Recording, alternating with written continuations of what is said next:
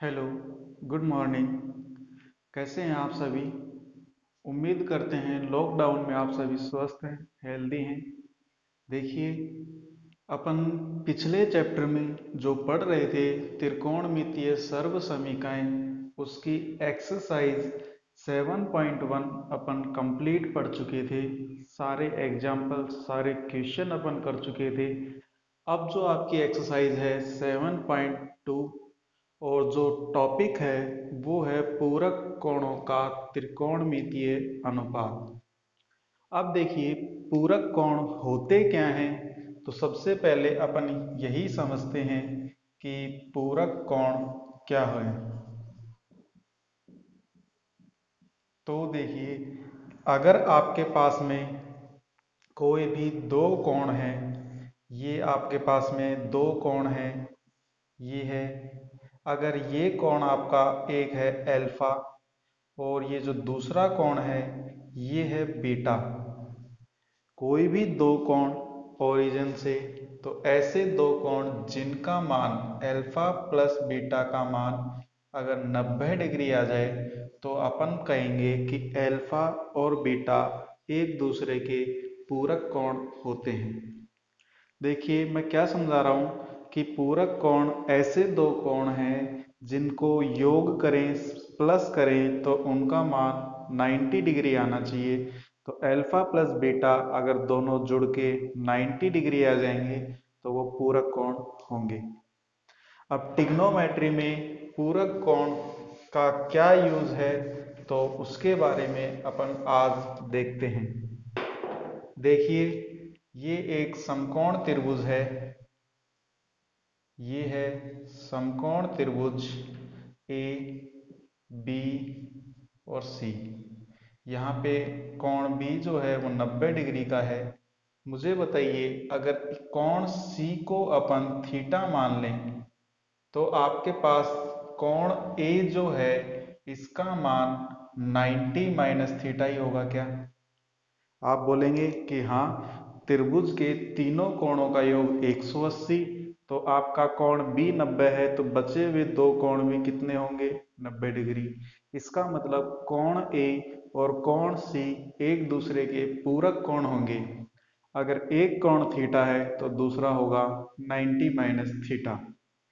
अपन ने अपने शुरू के वीडियो में बताया था कि जब थीटा है सी, तो थीटा के सामने क्या होता है? आपका लंब।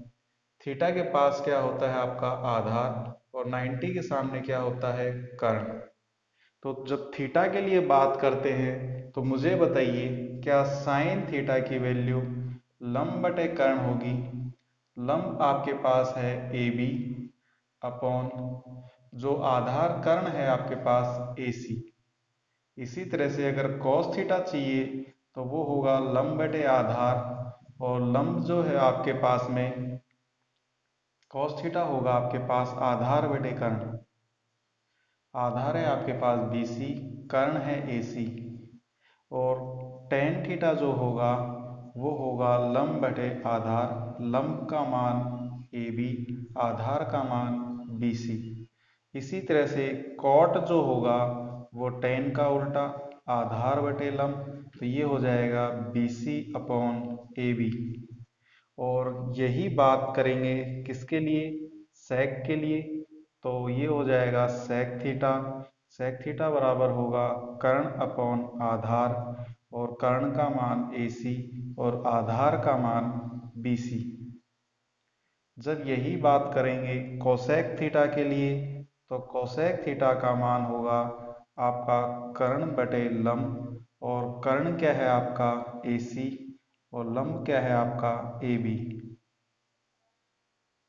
देखिए, मैं समझाने की ये कोशिश कर रहा हूँ कि थीटा के लिए उसके सामने लंब यानी ए बी आपका लंब, और पास में ये आधार मतलब बी सी आधार। तो साइन थीटा लंब बटे कर्ण, तो ए बी अपॉन ए सी। ठीक है। जब थीटा आपका ये था, कोण थीटा के लिए ये लंब हो गया और ये आधार हो गया। लेकिन 90 माइनस थीटा के लिए जब बात करेंगे, साइन 90 माइनस थीटा, या अपन बात करेंगे कॉस 90 माइनस थीटा, या बात करेंगे टेन 90 माइनस थीटा, या फिर से अपन बात करेंगे, क्या बात करेंगे, कॉट 90 माइनस थीटा, और अपन बात करेंगे सेक 90 माइनस थीटा और कोसेक 90 माइनस थीटा। जब अपन ने यहाँ बात करेंगे तो मुझे बताइए 90 माइनस थीटा, अब ये जब कोण लेके चलेंगे तो आपका लंब तो हो जाएगा BC और आधार हो जाएगा AB, क्योंकि मैंने बताया था कि जो कोण लेते हैं उसके सामने लंब, जब अपन ने थीटा कोण लिया था तो उसके सामने AB लंब। अब अपन 90 माइनस थीटा कोण ले रहे हैं तो इसके सामने जो BC है वो लंब, और 90 माइनस थीटा के पास जो है वो आधार। तो साइन थीटा लंब बटे कर्ण, तो इस बार लंब क्या आपका BC और कर्ण AC है क्या, तो BC अपॉन उसके बाद क्या आ गया AC। इसी तरह से cos थीटा आधार बटे कर्ण, तो वो क्या हो गया आपके पास AB अपॉन AC। सेम यही तरीका tan थीटा लंब बटे आधार, तो BC upon AB। cot theta होगा आधार बटे लंब, तो आधार आपका हो गया AB अपॉन लंब हो गया BC। sec थीटा होगा आपका पास में AC अपॉन AB, और कोसेक थीटा का मान क्या होगा, लंब बटे कोसेक होता है कर्ण बटे लंब, तो कर्ण है आपका AC और लंब है आपका BC।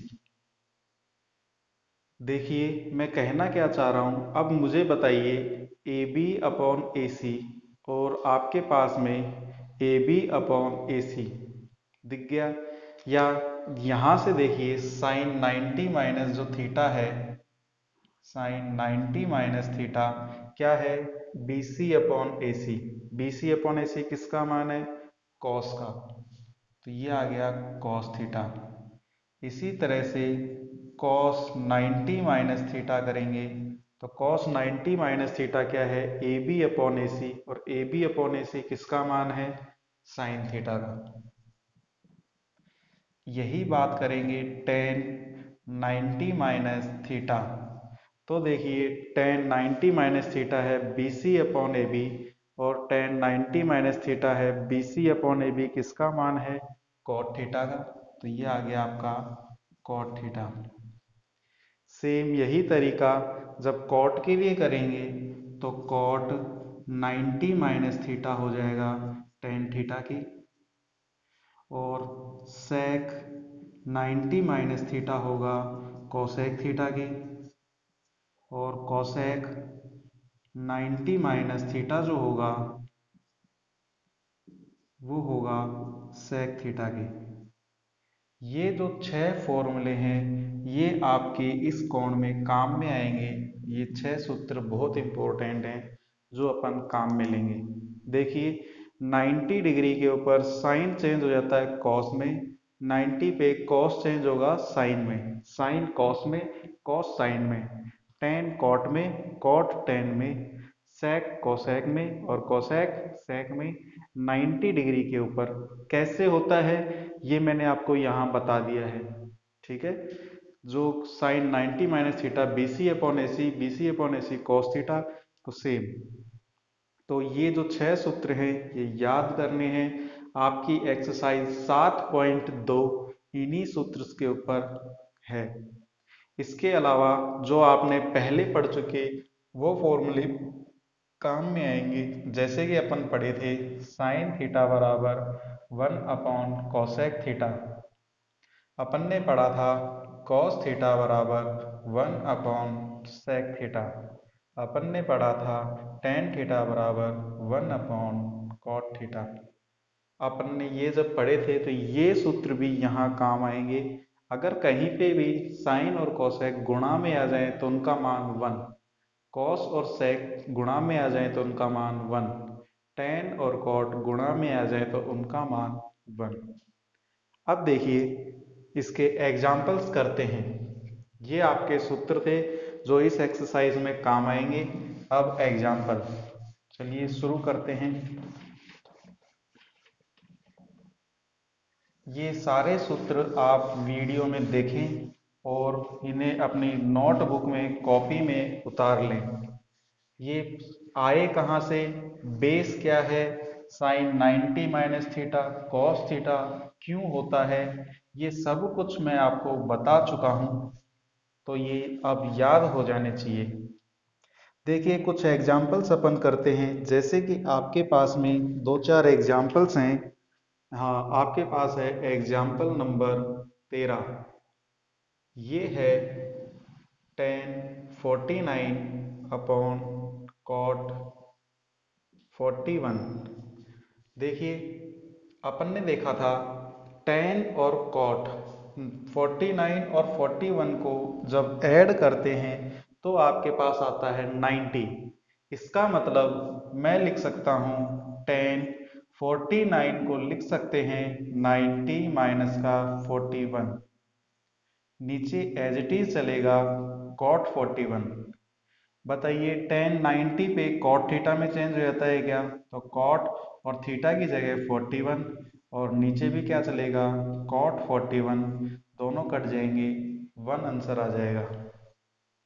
देखिए ऐसे ही मैं आपको और क्वेश्चन समझा रहा था। Example number 14।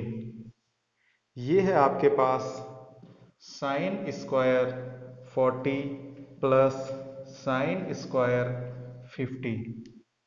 मुझे बताइए यहाँ पे 40 और 50 दोनों का सम 90 आ रहा है, तो साइन स्क्वायर को अपन लिख सकते हैं 90 माइनस 50। 90 में से 50 गया तो 40 बच गया, मतलब 40 को मैं लिख सकता हूँ 90 माइनस 50। ये एज इट इज आ गया। मुझे बताइए 90 पे साइन कॉस में चेंज हो जाएगा, तो ये हो जाएगा cos square 50 plus sine square 50, और cos square theta plus sine square theta का मान 1। Cos square theta plus sine square theta का मान 1। तो इस तरह से आपके ये क्वेश्चंस थे जो अपन ने सॉल्व किए। अब देखिए अपने को ये देखना है कि किन दो एंगल्स का मान सम करने पे 90 आ रहा है। जो 90 आ रहा है उसे अपन सॉल्व करेंगे। देखिए आगे के एग्जाम्पल्स में अपन बात करते हैं। ये आपके पास में है, आगे और भी एग्जाम्पल्स हैं तो वहाँ अपन बात करेंगे। ये है आपका एग्जाम्पल नंबर 15। जो एग्जाम्पल नंबर 15 है वो ये कहता है कि टेन 39 माइनस का कॉट 51। तो मुझे बताइए यहाँ पे 39 और 51 को ऐड करने पे 90 आ रहा है, तो अपन लिख सकते हैं टेन 39 और कॉट 51 को क्या 90 माइनस का 39 लिख सकते हैं। आप बोलेंगे हाँ लिख सकते हैं, तो मुझे बताइए ये टेन 39 आपका ऐसे की ऐसे, और कॉट 90 पे क्या 10 में चेंज हो जाता है क्या, तो ये हो जाएगा टेन 39, और टेन 39 में से टेन 39 जब माइनस होंगे आपके पास आ जाएगा 0। देखिए अपन समझ रहे थे आपका एग्जाम्पल नंबर 16। ये था आपके पास में sec 50 और साइन 40, और उसके बाद था प्लस का कॉस 40 और कोसेक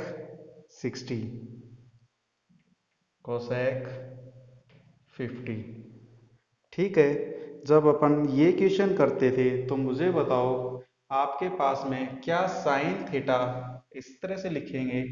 सेक थीटा को अपन लिख सकते थे, सेक थीटा क्या होगा, क्या सेक को 50 और 40 90 होता है, तो सेक 50 को लिख सकते हैं 90 माइनस 40। ये आपका साइन 40 एज इट इज आ जाएगा।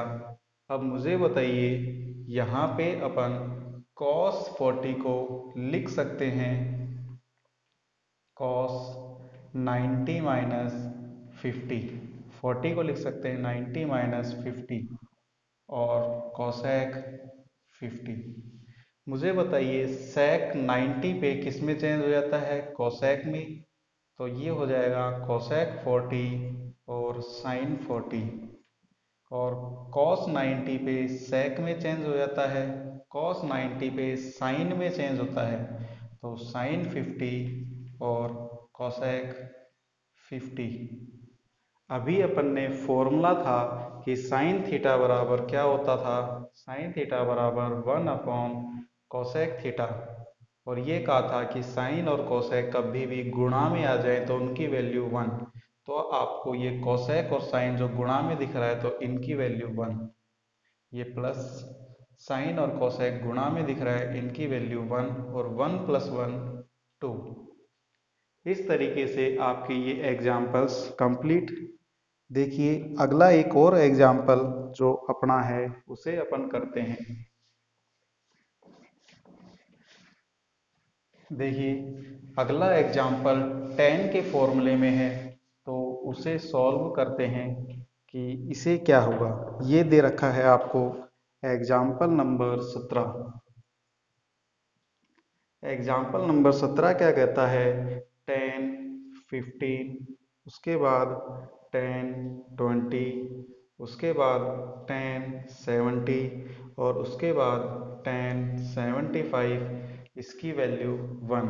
मुझे बताइए 15 को और 75 को ऐड करेंगे तो 90, 20 को और 70 को ऐड करेंगे तो 90। तो इसका मतलब 10 15 के साथ तो लिखेंगे 10 75, और 10 20 के साथ लिखेंगे 10 70। ये सब मल्टीप्लाई में ही चल रहे हैं अपने।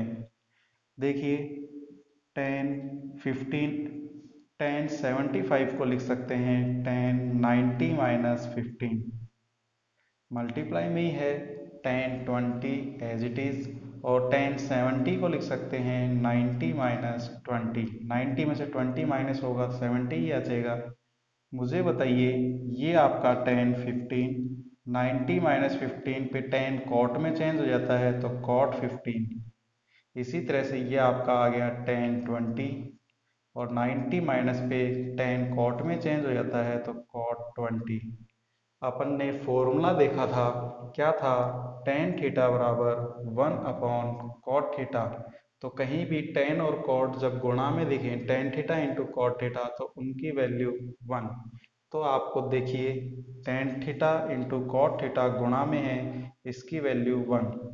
मल्टीप्लाई का sign tan theta into cot theta गुणा में है 1, और 1 को 1 से गुणा करेंगे 1, जो आपका RHS। ठीक है, तो इस तरह से आपके कुछ एग्जाम्पल अभी इस वीडियो में हैं। अगला एग्जाम्पल अगले वीडियो में करेंगे। तब तक के लिए बाय बाय और थैंक यू। प्रैक्टिस करते रहिए क्वेश्चंस की, ताकि आपको क्वेश्चन अच्छे से समझ में आए। Okay, bye bye, thank you.